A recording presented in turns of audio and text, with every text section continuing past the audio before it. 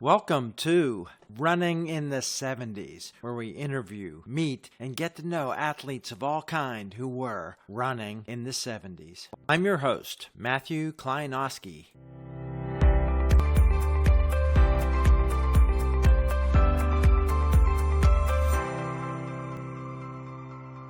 On the podcast, we've got an amazing runner with an amazing career on the road and on the track. I'll just spit out some things. State record holder, state champion in cross country and track, record holder, All American at Michigan State, national champion, national record holder, world record holder on the road in the half marathon, world scorer at the World Cross Country Championship. And today, welcome on the podcast, Herb Lindsay. Thank you. It's fun sharing these stories. I don't get a chance to do it very often anymore.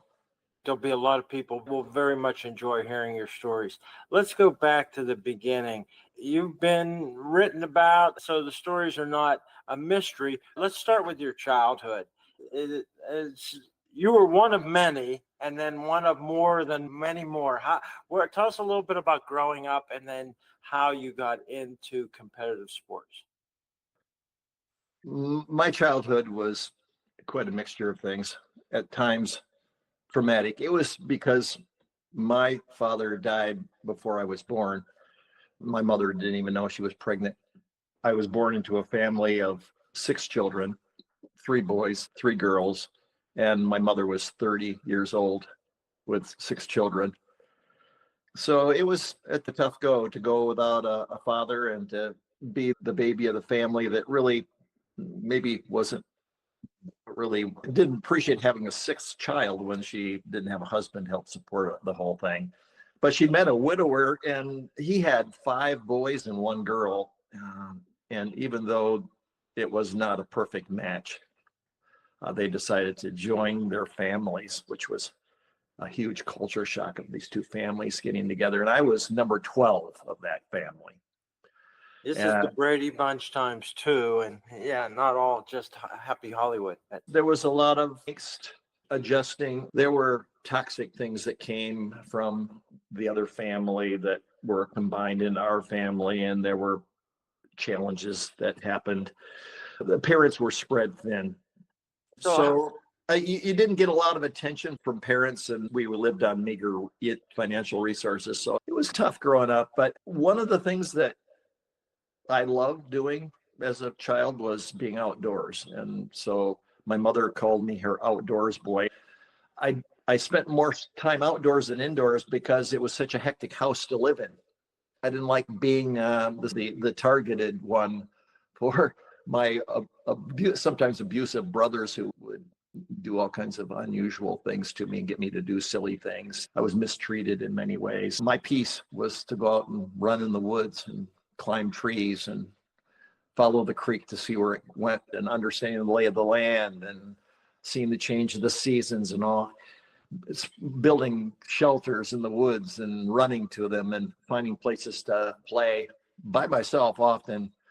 But it meant a widening circle of distances that I was traveling on foot away from home.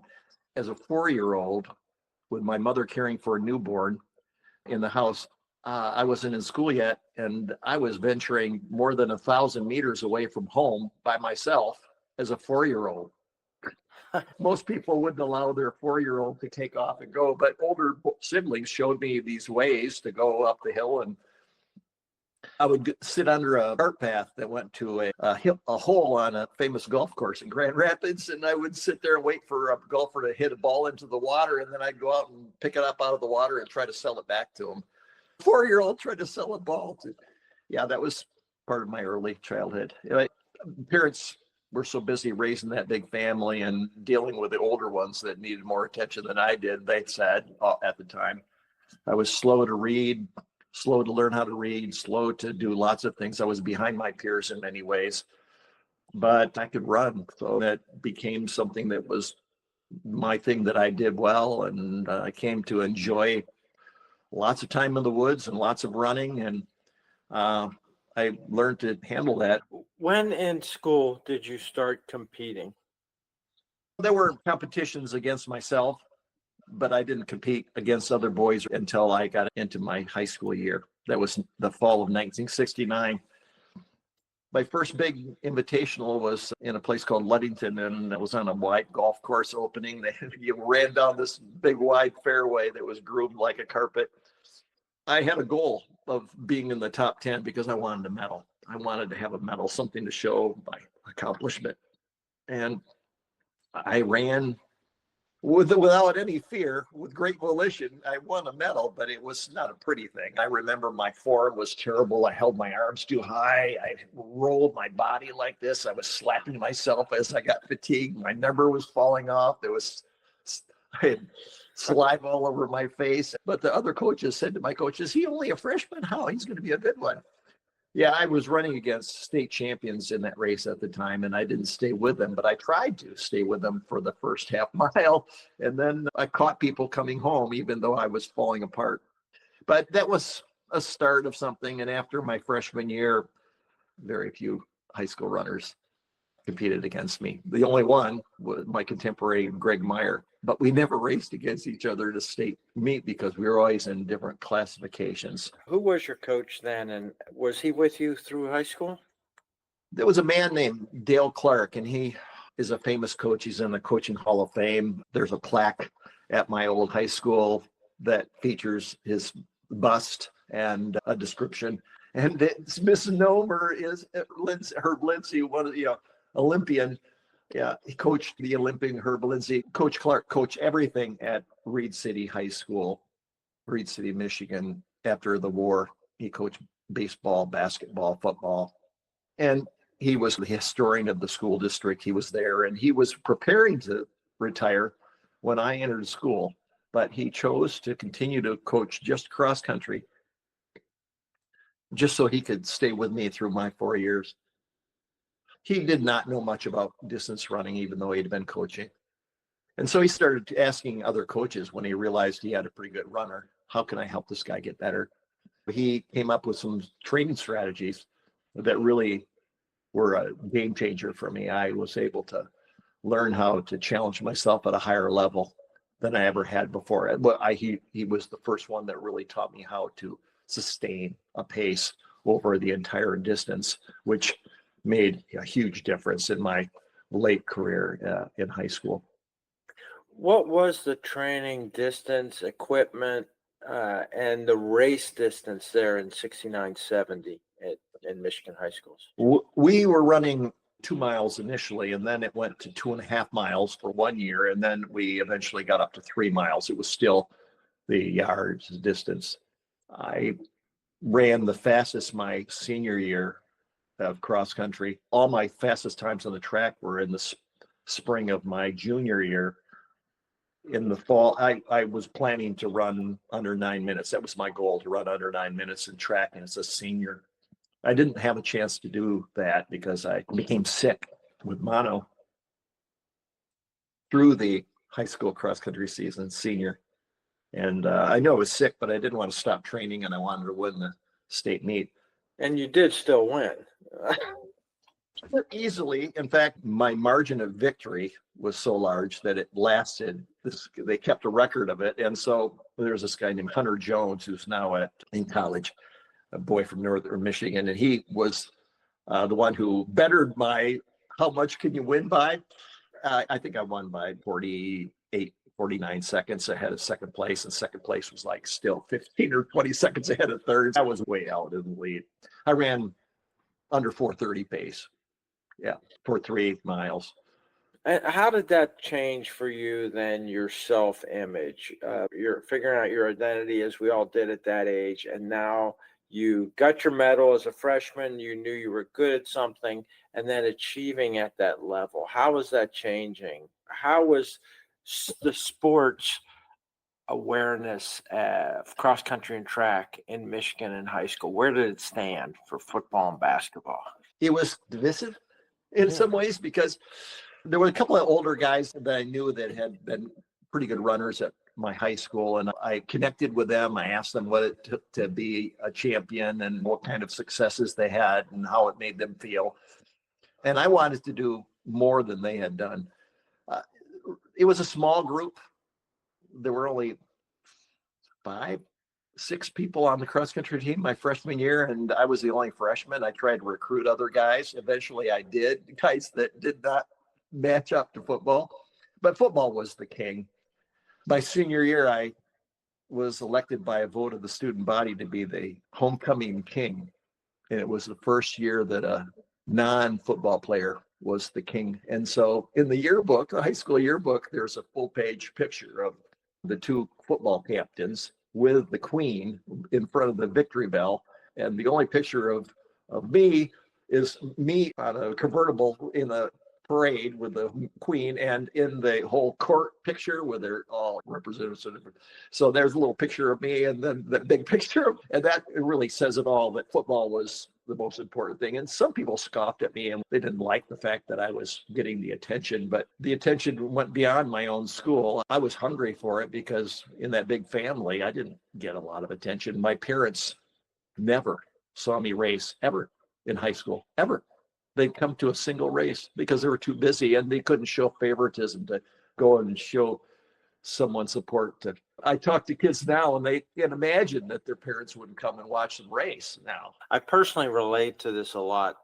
I had a small family, but I had the early death of my parents, and from a small school, and the same thing. No support from family. I was out on my own. What it makes me think is your self-image then, and coming from a family that big, limited financial resources, at what point did you say, I'm going to get to go to college for free and I got to pick where to go?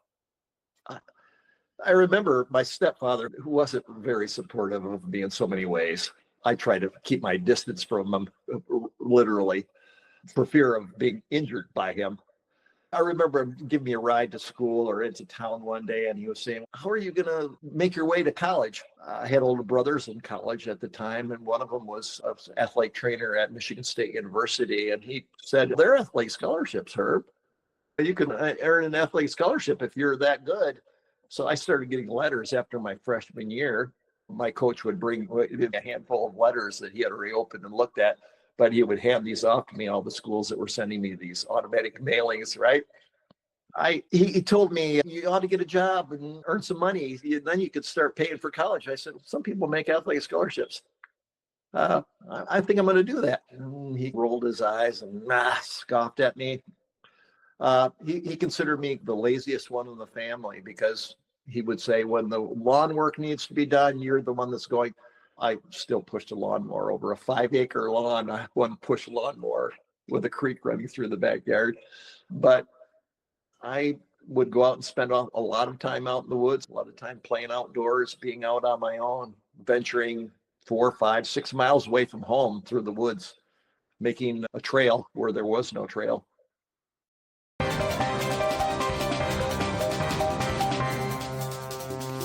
What did you expect when you landed at Michigan State? It was a turbulent time. As I said, I got sick my senior year, and I didn't have a chance to really do what I wanted to do my senior year. I was sick. I took a month and a half off. I started training again, but I had a relapse. It really made me even sicker than I was the first time, to the point where my doctor was worried about my spleen rupturing. My eyes were yellow, and I was getting jaundice. It was a health risk. Well, it slowed my return. I gained weight. I was depressed. All of that. I still managed to run a few weeks of track my senior year, overweight, not out of shape, and I won the regional mile and was put in the slow heat at the state meet. My coach petitioned the meet director to get me into the fast heat. He wouldn't do it. So I had to run from the slow heat, and I ran for 24 or so and was way, way ahead of everyone and won my heat, the slow heat. And so all you could see these coaches running around trying to find their athletes. This guy ran for you. So 2 guys that I knew who they were, they ran and had a photo finish, and they ran 0.2 of a second faster than me, and they were timed. They ran first and second, and I loved it. Yeah, I was disgusted. I remember hitchhiking from Mount Pleasant, Michigan to East Lansing, and watched the end of the Class A, another state meet at Michigan State University, and watched the elite runners run there. And I said, I'm going to be able to run against those guys next year. But because I dug myself into such a hole with Bono, I tried to get my fitness back, but it was a slow process when I arrived at campus. I was 5 times a state champion in high school, but it was a long haul to get back up to the level where I felt confident again. And it was so hard I was anxious to be away from home. If it hadn't been for my running, I would have bailed on my first year. If it hadn't been for athletic scholarship, I would have bailed and just gone home because I was overwhelmed. I wasn't eating. The dorm was so noisy. I couldn't sleep. I was trying to keep up with all of the academic requirements, trying to study, trying to read a novel and also read a physiology textbook and try to remember it all, and then get up and be training at 6 a.m. Oh, I had diarrhea that wouldn't go away, muscle tightness. It was really a hard first year. We had at Michigan State a provincial champion from Ontario, a state champion from Illinois, a state champion from Indiana, a state champion from Michigan, all on that incoming team. And I was impressed. I want to be on a team that wins something. I want to have people that challenge me. And initially it was that way. And I rose over that 4-year period to be the most dominant distance runner that they'd had in a few years. And still, no one has finished higher than 4th. I was 4th at the NCAA cross country championship in 1976. You were All American there.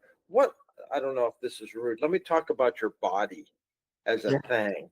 You had the reputation back then, and the way people looked at it, as being a different physique than the shorter Bill Rogers. These guys, you were thicker, more muscular. When did that happen? And was that something with this illness at the end of high school, your body changing plus and minus? How did that change? Did you ever make any notice about that stuff? My coach, Clark, when I was a freshman, I was 112 pounds. I was still a boy, a small boy, kind of skinny legs and knobby knees, and my biceps would pop off my arm like that. And but he could see my body changing. He was the one who came to me and said, I want to let you know your body's going through these changes. And I had the same kind of discussions when I was coaching, especially coaching the girls, that you're going to have a little more of a challenge carrying extra weight. But if you practice and you train and you focus on strength, you focus on your strength, you will be a better runner for having that extra weight. And I always appreciated that. I embraced weight work, probably didn't give enough attention to flexibility, but I always prided myself on being an avid climber. I loved to climb trees. I would do all kinds of things with my own body weight. I could do more chin-ups than anyone in my class going up through high school. I had muscular strength. It continued to be a focus for me to be as strong as I could be. Through high school and college, I worked at a canoe livery in West Michigan, driving trucks and pulling trailers, hauling 16 canoes on a trailer, 4 on the truck, and you take it to the landing and you do repeat trips loading these things onto the landing, 17-foot aluminum canoes. And I did that all summer long, and I'd have to go and sit at the landing and wait for the boats to come in. And if the boats weren't coming, I would run on the trails along the river's edge up on the high banks overlooking the river and wait for the boats to come down. So that was a summer training job, and that made me even more muscular. I saw it as a strength. I remember standing on the starting line next to people thinking, this guy's so tall. He's like how much taller than me. He looks so lean and fit. But I found my way to make that body work and saw it as a strength. People would look at you and have, what kind of, did you get reactions? Did people talk about that difference to you? We all, when you're at the starting line, looking at each other, nervous in your own thoughts, what do you think people were going through their mind about you? I remember Bill Squires from Boston Track Club, Greater Boston Track Club. He said that I remember he actually shared with me, you look more like a football halfback than you do a distance runner. We called you a deflated halfback, I think. Yeah. Quote, yeah. He shared that quite often with people. You should be able to run away from that guy. No, I have pictures of my 14 or 15-year-old self running against a 14 or 15-year-old Greg Meyer at a all-comers cross-country run in Wyoming, Michigan, Grand Rapids area. My brother took a whole roll of photos of that, put it in a little book. And my body was just starting to change then. You could see my body, I was getting more muscular. But it wasn't like I was like slabs of muscle like a bodybuilder or anything, but I always had the more muscular definition. As you said, your high school ended with less satisfaction because of your illness. How did you assess your college career, and what did you study at Michigan State? I came to Michigan State without really having an idea of what I wanted to do. And my high school preparation was, I want to say it was poor. I did not challenge myself enough academically. I passed up opportunities to take more advanced mathematics, which was one of my weak areas. I was way behind my peers growing up in lower elementary school for a number of reasons. So I did not learn language skills and math skills early on. And so it was always a struggle to try to catch up. I looked at the prerequisites for something like forestry, which was something that I was naturally attracted to because I spent so much time in the woods with the trees and the forest. But when I looked at the prerequisites, organic chemistry, oh man, I floundered in chemistry in high school. It was a challenge for me to get through. And then I didn't really work as hard as I should have. So I ended up becoming a geography major because of the lay of the land. I loved topography. I loved all of that. So geography was my thing. I loved maps, and I always loved going to places where I could study maps. I wanted to become a cartography major. So geography with a cartography specialization, but it caught me because technology was coming. And with technology coming, they said, we're not going to train anymore in paper and ink. We're going to be waiting until the digital media is ready, and then we'll reintroduce the programs. I had to do a quick adjustment. So I said, oh, not a geography major. No, I'm a geography minor. And then I had a general science minor because I loved taking all the introductory classes, the science classes. They had what was called health, physical education, and recreation major, HPR, at Michigan State at the time, and it's since been divided up into different categories. But I became a HPR PE major, but I didn't really fit there either because I remember taking a tennis class. My hand-eye coordination was horrible. I remember the tennis coach, who was the teacher, saying, I have never seen a physical education major who is as unskilled as you are, Herb. You're living on the edges, all these edges of never in the middle. The thing is, I stuck with it. I loved learning more. I took the classes, I did all the work, and my student teaching job was in nearby Okemos, Michigan, next to East Lansing. And my first job as a student teacher was teaching tennis.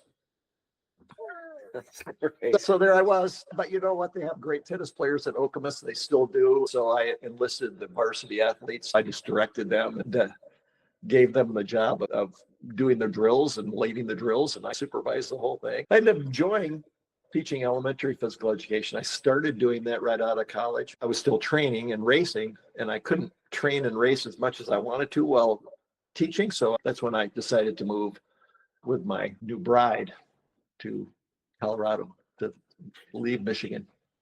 But you had throughout your life looked up and said, I want to be with those guys. I want to be, as you were leaving Michigan, who were the guys that were the next that you wanted to run with and race against and beat? I don't know if you remember this cover of What Running magazine. It had the picture of the finish of the 1972 Olympics 5,000 meter final. Right. I watched that final on TV, and then I saw that cover photo. Viren and Quacks and Dixon, and I can't remember the German's name. But it's, I just, the volition, the battle for the finish line, the race to the finish line, just thinking about it now gets my hair standing up on my arms. I looked at that picture. I put that up on the wall, and that was my motivation. I said, someday I'm going to race against those guys. Someday I'm going to race against those guys. And when I was living in Michigan, I was training on my own, or sometimes with Michigan State athletes, but often I'm by myself and timing myself in my training and knowing what paces I was running. I felt like I was trapped in kind of a, how do I get there? You had to run the times in races in order to get invited to a race.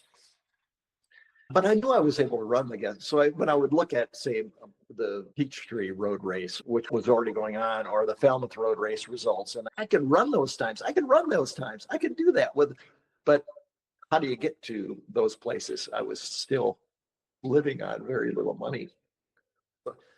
In college, I had the chance to run against Frank Shorter for the first time. And I was thrilled. I traveled to Toronto and ran in the Maple Leaf Garden. And it was one of the events of my life at that time, because I got to run against Frank Shorter. Frank Shorter, I remember his picture on the front of Time magazine from Munich. Just to remind people, there's a race of you and the guy on your wall, Lasse Viren, and talk about margin of victory. You had a great battle and soundly beat Viren, and did in fact race against these guys. But what this move to Boulder, of course, we have Oregon, Boston, and Boulder kind of being some epicenters of where people went to run. What was it like then when you arrived? The introduction to Boulder, it actually have to go back to East Lansing, because this was the time when those new running shoes were just making their way into the market. The image that's behind you there on the projection, I know those shoes. And I was selling those shoes at Frank Shorter Sports. They didn't pay coaches much at Michigan State University at the time, but they hired Cheryl Bridges to be the women's track coach.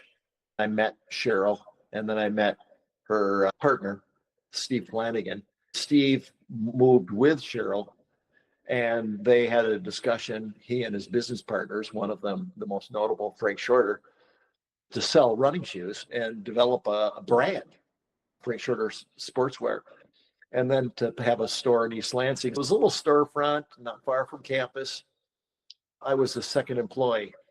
Stan Mavis was the first employee. The kid that came from Indiana as a state champion. And I ran and lived with Stan for 4 years. And Stan and I both got working at Frank Shorter Sports. And Stan went to Boulder to work in the store on the Pearl Street Mall. I followed him about a year later or so, made a few trips out to race out there, but then moved there in 1979. It was what I always dreamed of, is having a group of elite runners to train with.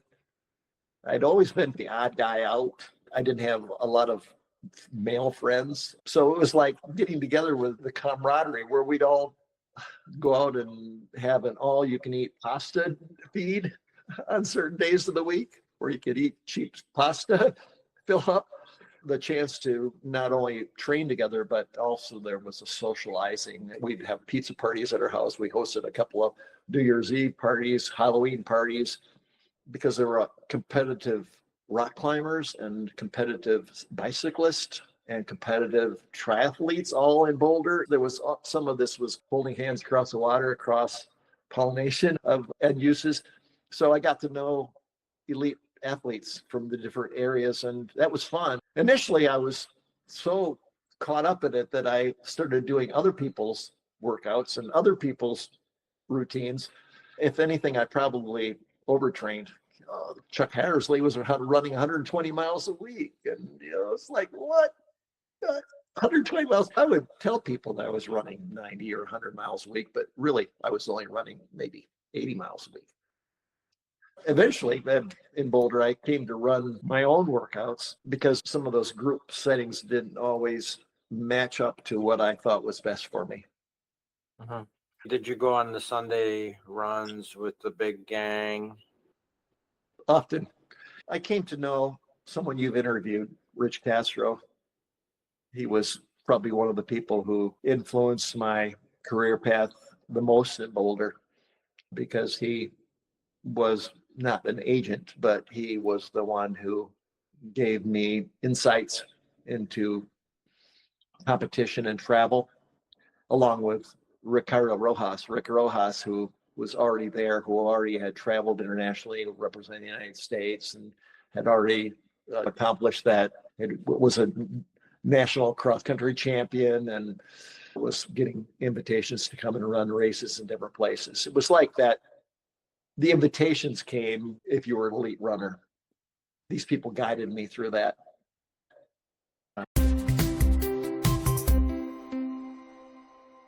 You won Boulder. You're a big figure there. What was the financing? When were you getting the equipment, the shoes, the support? How did that come? I started getting equipment for free from Adidas in about 1976, 1977.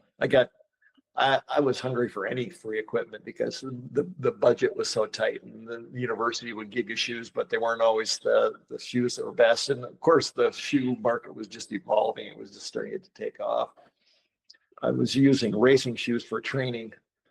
I remember those first care packages coming and how thrilled I was. Stan and I would get care packages together. I would get packages left at my doorstep, and it was like Christmas, but better than any Christmases I had, because there weren't a lot of gifts at Christmas time growing up in my family. So this was like my Christmas delayed. I didn't make any money until after I got to Boulder. The rules were you couldn't have money, you couldn't take money, but I knew that money was changing hands.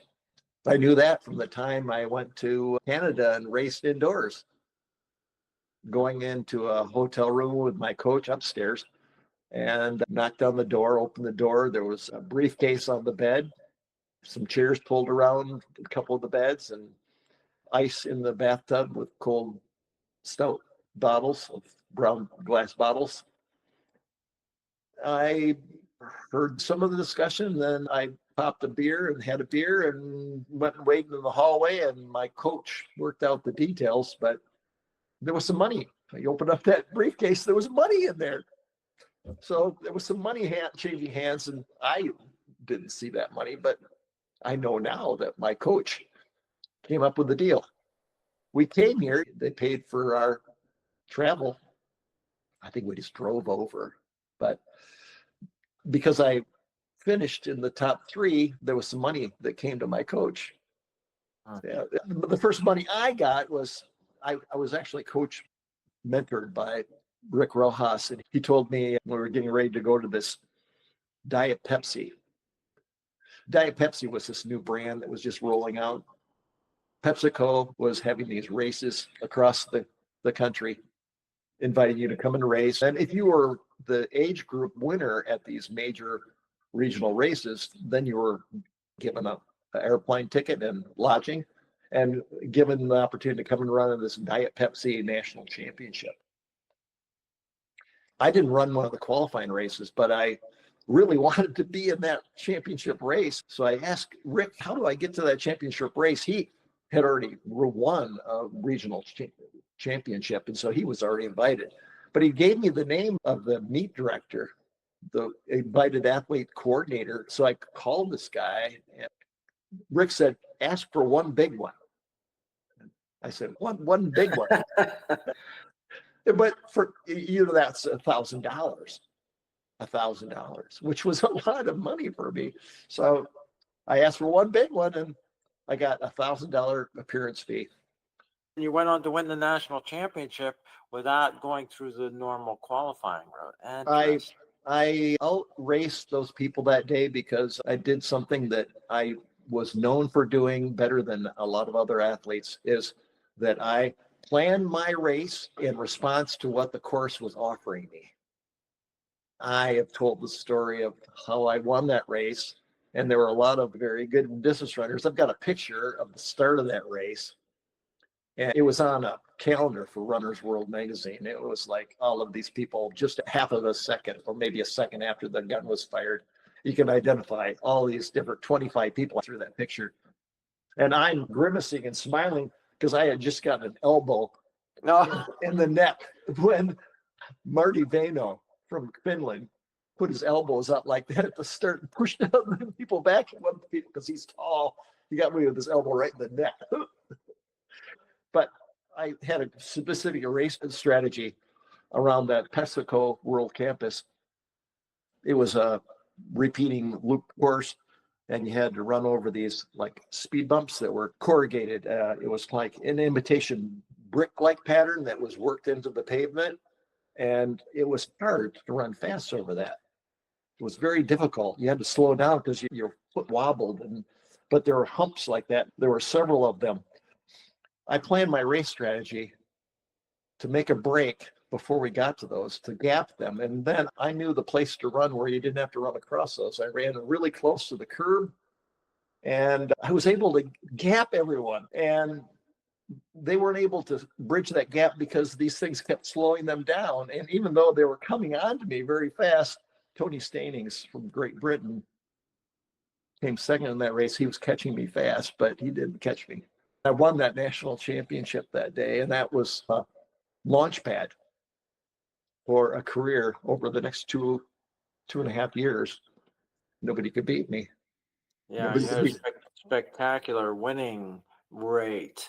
Let's talk about a couple more races, ones that you think were significant. Certainly, there was the Cascade runoff. There was the world record in the half marathon. Let's talk about that half marathon.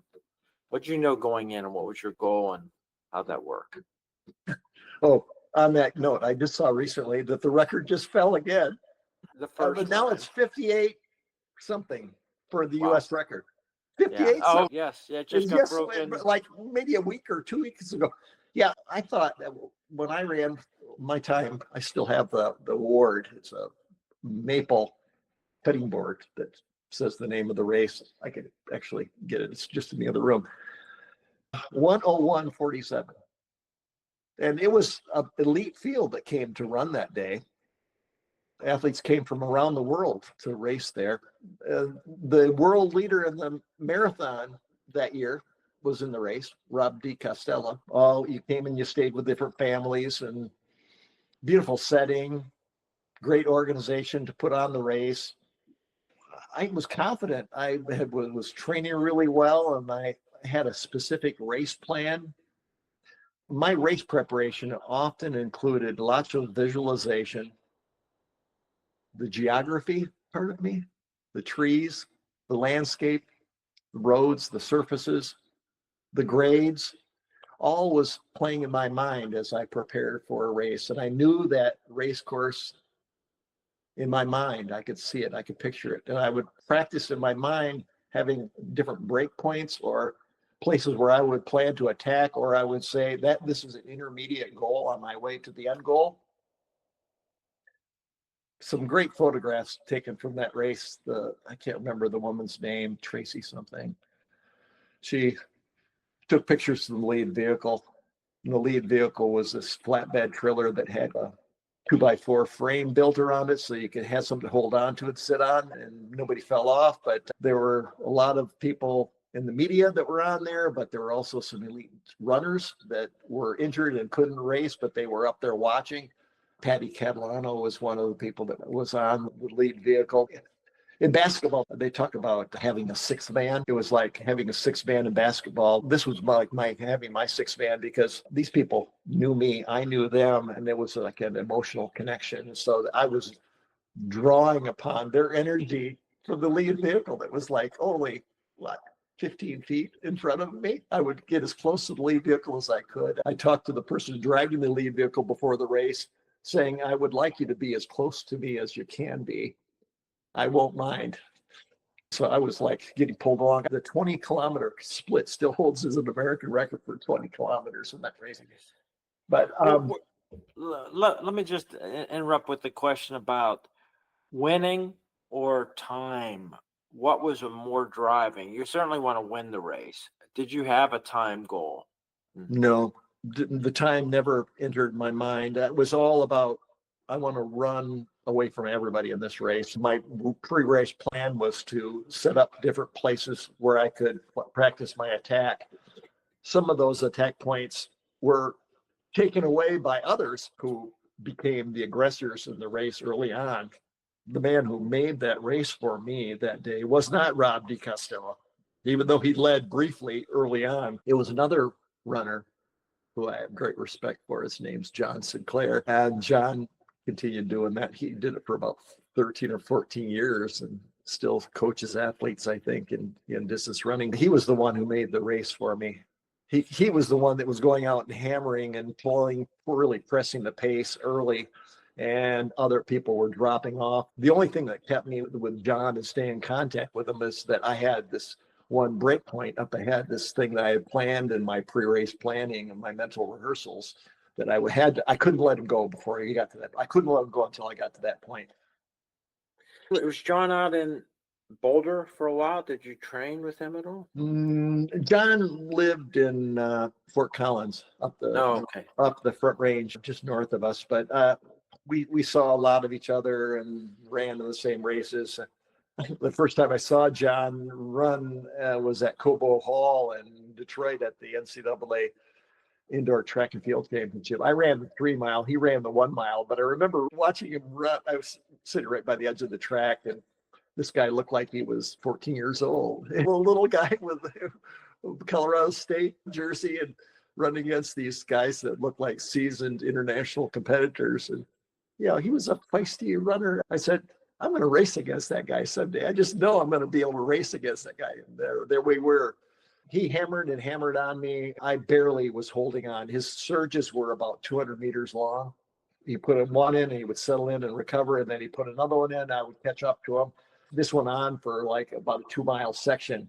And then we got to this place where there was a hard left-hand turn. And then my predetermined hilltop goal, there was a white farmhouse with a white picket fence in front of it at the top of the hill, this hill that had a double hill. And I was going to run from that hairpin corner to the top of that hill as fast as I could, like it was the finish line at the top of the hill. So after John had been putting all these surges in, I threw in my surge. He stayed with me for about 200 meters, about the same distance that he had been surging on me.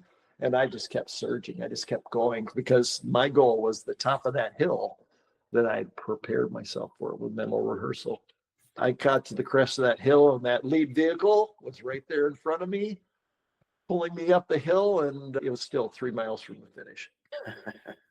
So it was like, but there was more downhill than coming down into the finish. I worked hard for that race, but it was satisfying. I think I earned the respect of a lot of other competitors, my contemporaries at the time, because it was an elite race. And the fact that I ran away from so many good runners was impressive to them. Yeah. You did travel internationally. We can talk about so many things, and it's World Cross Country Championships. You scored points for the team to finish 6th as a team. How was your experience there? I was always hungry for international competition. I wanted to travel internationally. In fact, this has just become a discussion point recently because I've got a poster that I posted on Facebook to friends that I've had since 1977 from a USSR meet in Sochi on the 1st and 2nd of July in 1977. And I didn't race there, but it was when I was still in East Lansing and starting to teach elementary school. And I wasn't on any international teams, and I wanted to be. So that was a goal, to put that up on the wall, and I had it on the wall. I still have that poster, and I was trying to track down the people who were on the team who might want to have that poster rather than me sending it off to landfill or Goodwill. But I loved running cross country. I wanted to have that experience of representing the United States running cross country. I went to the qualifying race in 1980, but I was reviewing the course, came back to the hotel, and I got a call from my coach with AW at the time, and they said my stepfather had died. I had to make a decision. He was already dead, but this is the stepfather that really, yeah, we made peace, and he'd come to understand me better. I came to understand him better over the years, but I chose not to run the race and to fly back to Michigan for the services. And I could have easily made that team, but I wanted to be on that team. So the next time I had to fly to Pocatello in cold conditions, breaking through ice on ponds that were forming on the racetrack where we raced, a horse racing track at the county fairgrounds. And I was not as fit as I wanted to be. I managed to qualify for the team, and I improved my fitness between then and the race, but something unexpected came up. We were supposed to be going to Poland. We didn't go to Poland because of the political unrest at the time between the Union and the government that was still a Soviet. There was a pope, a Polish pope in Rome. And he said, I heard the story that it was actually proposed by this Polish pope that we moved to Rome. So we got to Rome, and I roomed with Pat Porter.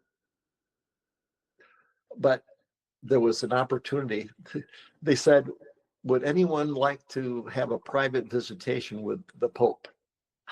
And even though I grew up in the Catholic faith, and I passed up the opportunity to go to Notre Dame on a Catholic scholarship and receive money from a friend who was a grad alumnus who was offering to pay the difference for me to go to Notre Dame, I didn't want to go to Notre Dame because it was like I had this issue with Catholicism. There was some disconnects for me. But the fact that I could meet the Pope, so I put my name in the drawing to have this 2 men, 2 women, 2 coaches from each team that wanted to come.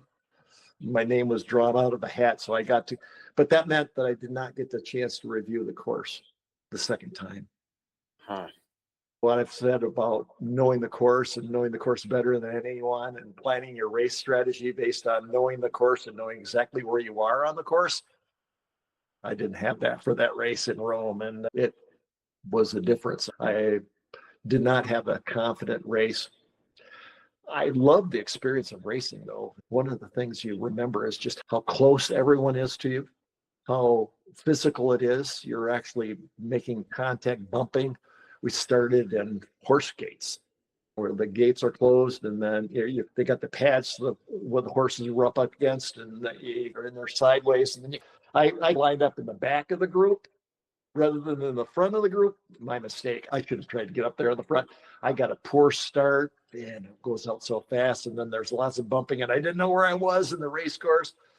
And one of the things that's disconcerting is you don't realize how much different people from different cultures and different parts of the world smell. So the experience was overall almost overwhelming, the smell of other athletes around you. I don't know if you've had that experience of. Yeah, it's brilliant. Yeah, it's brilliant. I lived in Egypt a while, and I worked in Africa, and in the big cities, there's people from all over the world come. Right, So even right. just social events, it's a different experience. Yeah. But I raced, I came 69th, and I've never finished that far back in any race in my life, ever, then or now. But it was fun.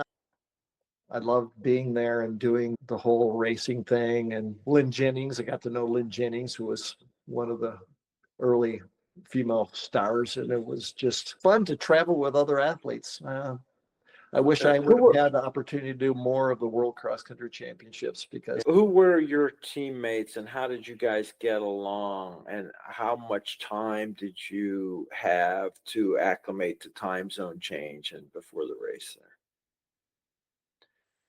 I'm trying to remember. I really liked Dan Dillon. He was tenacious and friendly, and he was one of the greater Boston guys. And of course, Pat Porter, who I roomed with. I think it's documented. I was just wondering if any impressions you had. I made an impression on Pat Porter. I think at that time I was just trying to make sense of relationships and my place in the world with my young wife, and how international travel stressed that relationship. In fact, I passed up the opportunity to take a trip to the U.S. Virgin Islands with my wife that weekend because of a prize. I won a race prize where you got this vacation travel. So she ended up going with her sister, and I went to the championship race. And so you make these changes, and this, I wished I would have. There was a part where you had to make a choice. He was engaged. Porter was engaged at the time, and I talked to him about it, and I experienced he ended up breaking off the courtship. Huh. He met another woman who he dearly loved and ended up marrying a world-class jumper who was on teams with him. I can't remember her name now, sorry to say, but years later, he called me about a month before he died. He called me and we talked for maybe an hour and a half about how much I influenced him or he influenced me Nice. over the span of his career. So it was fun to make that last connection with him. Herb gave us a lot more time, so there's a lot more to talk about in episode 2. See you next week. Hey, I hope you enjoyed another episode. Do you have someone you'd like to hear interviewed on the podcast? You can leave a comment on the YouTube channel or on the website, running70s.com. That's running70s.com.